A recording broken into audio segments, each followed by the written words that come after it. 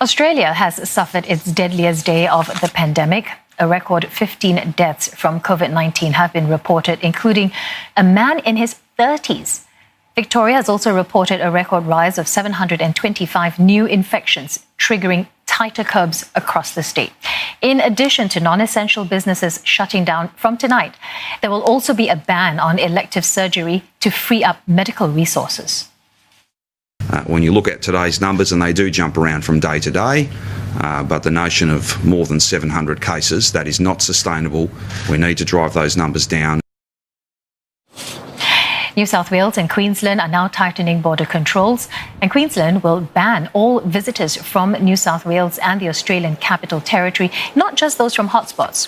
The ABC's Jessie Dossett reports.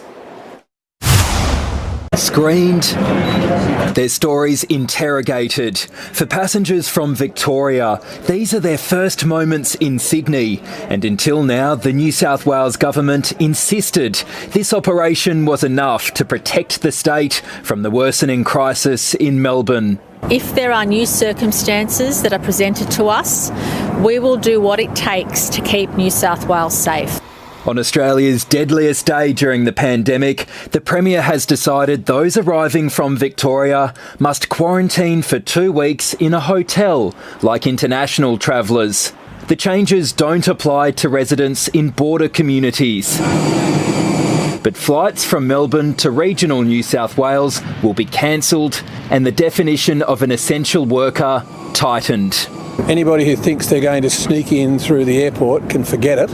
New South Wales today recorded a dozen new infections. One is an overseas traveller in hotel quarantine. 10 have been traced to known clusters in Sydney, while authorities are still searching for the source of one case. The state's top doctor has ordered a testing blitz in Sydney's west and southwest. It is essential that we find any as yet undetected chains of transmission and break them. It's a situation in Sydney that worries one country MP. Several flights bound for Ballina take off from here every day. The National's Jeff Provost fears that leaves northern New South Wales vulnerable.